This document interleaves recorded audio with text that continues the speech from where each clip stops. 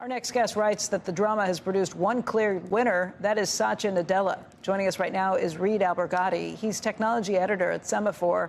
And Reed, I will say, Satya Nadella performed admirably well in terms of a crazy situation that he wasn't anticipating, didn't get a heads up about, and managed to kind of pull things together so that Microsoft was not going to be left in a lurch. We still don't know where the end result is, but he was, I guess, appropriately flexible given the situation.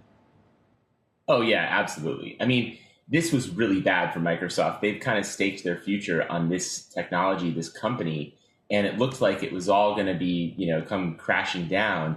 And then somehow he sort of maneuvered where this board that had caused so much trouble for him was basically boxed in. And I think they really just have two options. And one is to either resign and sort of have everything go back to normal with maybe new governance, or just kind of cede the company and give it to Microsoft, which would be kind of unprecedented. I mean, an $80 billion company essentially just transferring ownership without any financial transaction. It's really remarkable.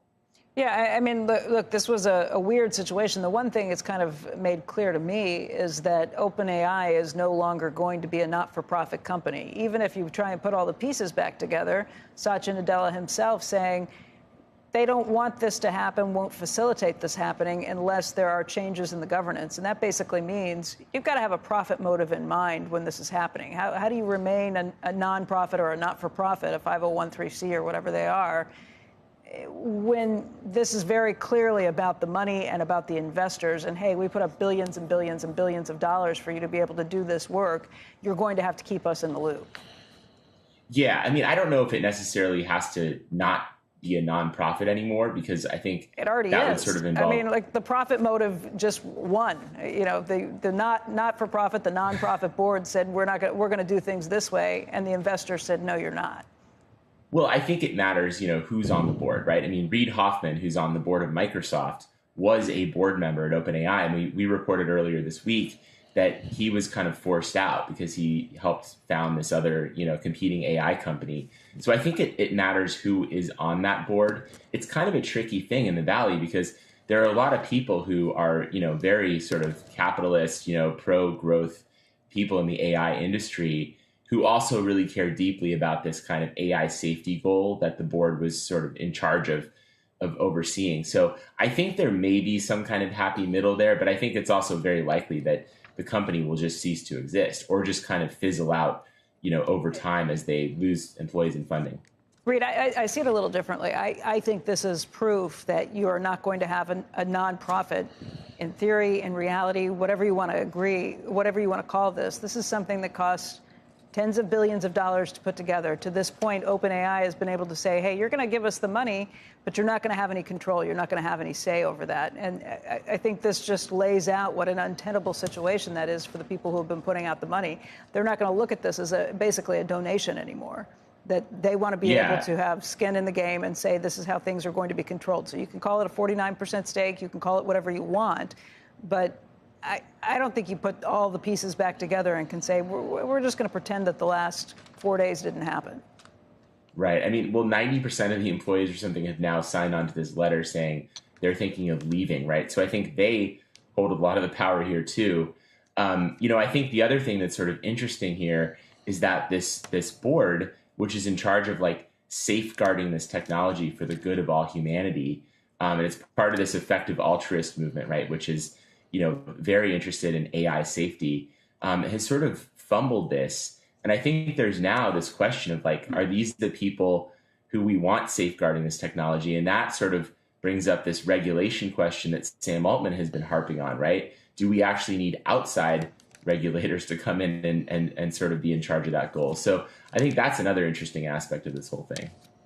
How quickly could that happen? I mean, we've seen some talks around regulation taking place in Washington. But even if you got everybody in Washington on the same page, which I think would be pretty difficult, you then have to consider it's not just a United States. You got to get China and lots of other places on board, too. Yeah, it's a really tricky thing, right? And I think, you're absolutely right. I just think I wonder if this will actually move the conversation or what effect this will have on the conversation in Washington as they kind of look over here. I mean, we're hearing that, people in D.C. are thinking, do we want to keep talking to these people. It's obviously not a very rational or, really effective or altruistic group, really. I mean, Yeah. Yeah, I mean, it lays bare a lot of the divisions that were kind of there in theory before, but I think it made all of us address it front and center with the turn of events. My guess is you've got entrepreneurs and founders in Silicon Valley that are maybe thinking a little differently about things too, just in terms of where the control goes and how you maintain control. Yeah, I mean, people are really, I mean, this has really thrown Silicon Valley for a loop. I mean, people are gripped by this whole thing. I mean, it has everything: drama, high stakes. And I think, there's a mystery here, right? And part of that is, Adam D'Angelo is one of these 4 remaining board members who kind of, was involved in this coup, let's call it. And he's the CEO of Quora. He's an early Facebook employee. He's a Silicon Valley veteran. He's not talking to anybody. I mean, I'm talking to people who know him really well. He has stayed completely quiet on this. Nobody really knows exactly what happened. And I think that's another sort of crazy fact here. It's just this mystery. There's definitely something. I mean, I thought it was interesting, Satya Nadella, when he was pushed on this idea of, do you know what happened? He spoke pretty clinically and basically said, no one on the board told me directly anything that's happened. I mean, that sounds like very specific language that maybe he's heard some other things, even though the board hasn't told him directly. Does it matter what caused all of this? What happened? What's your instinct? What's your gut as somebody who's covered this so closely? I think it depends on what that thing is, right? I think it's likely it doesn't matter, because I think this may have been simply, some sort of disagreement that just got completely out of hand and was totally mishandled.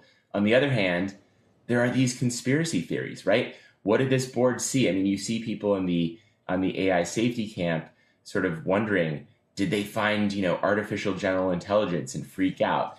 I don't think that's what happened, but I mean, it is just this sort of cloud looming over this whole thing. Is like, what do we not know, about the decision?